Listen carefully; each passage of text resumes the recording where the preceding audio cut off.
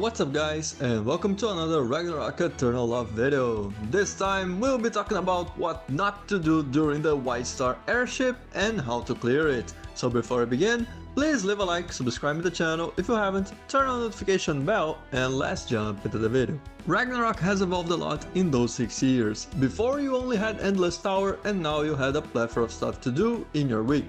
But of course, we won't take a week to do everything. Less than 1 hour during your Monday and you're done. So let's begin by addressing what you can and you cannot do. Last time we talked about what not to do during the Panapi Secret Realm. This time we'll talk about one of the following dungeons, the White Star Airship in its 15th difficulty. This one has an unspoken rule that if you're making a team for the 15th difficulty, then you must have enough DPS players to clear it in less than 6 minutes and 20 seconds, remembering that if any player dies, you will lose 10 seconds to your timer and will need to clear it in 10 seconds faster than usual.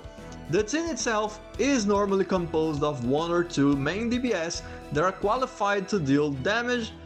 It looks straightforward, but some people arrive here with so many classes thinking they will do something and they won't.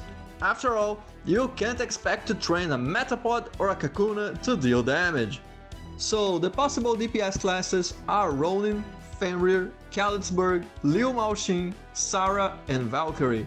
Remember that only possessing a class with refined equipment is not enough. You must possess everything well tuned to deal high enough damage. Out of those 6 classes, Sarah and Valkyrie are the 2 that are the hardest to reach enough damage to be the main DPS. But Kalitzberg and Liu Maoxin are great to provide support as well as damage, as Kalitzberg and Liu can both reduce damage taken for the whole party while also buffing everyone. The main support is normally the priest that must use his skills, sets and runes to convert the enemies to dark elements and must tell the DPS that he is a converter or not. That is rule number 2. If your party is tuned to do damage against dark, the priest must convert the enemy, as not doing so will make him completely useless to the party overall.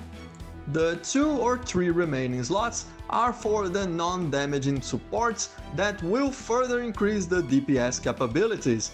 The best ones are Hograhan, Ninja and Chronomancer. You can obviously buff with Bard and Nidhogg, but those won't have higher value than Hograhan's buffs. So if you're quote-unquote a backpack, don't forget to use a class that at the very least is useful to the ones that are doing the heavy lifting.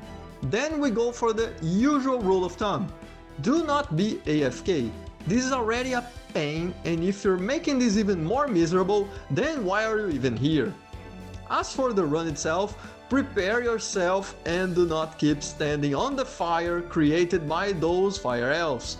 You only have to use the cannon when told so by the leader, and most importantly, defeat the stings before they can rob you of your rewards. Last thing is, since the resurrections cost 10 seconds, only use them if necessary, like for the main DPS or the converter.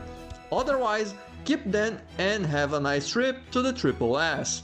And that's it for today's video. Feel free to comment down below any of your doubts and opinions about this video and this guide. So if you found this helpful, please leave a like, subscribe to the channel if you haven't, turn on the notification bell, and catch you later.